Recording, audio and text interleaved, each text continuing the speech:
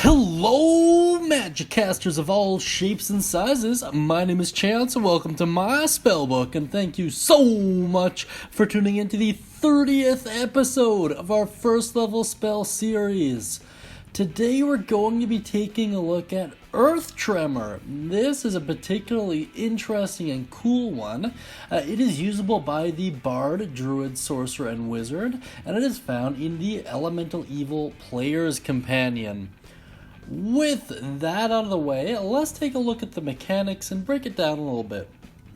So, your cast time is the standard one action. The range is 10 feet from self, so forms kind of a 10-foot radius. The duration is instantaneous. The effect at a glance is as followed. Cause a tremor, creatures make a dex saving throw. On a failed save, the creature takes 1d6 bludgeoning damage and is knocked prone. The ground in the area becomes difficult terrain. 5 feet can be cleared every 1 minute. At higher levels, you add 1d6 per spell slot level above first.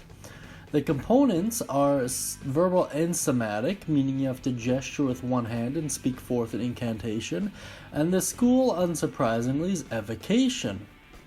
Very cool stuff.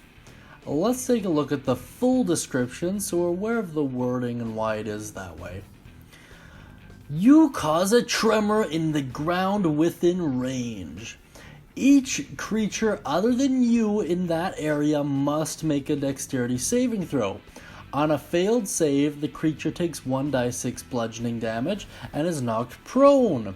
If the ground in that area is loose earth or stone, it becomes difficult terrain until cleared, with each 5-foot diameter portion requiring at least 1 minute to be cleared by hand.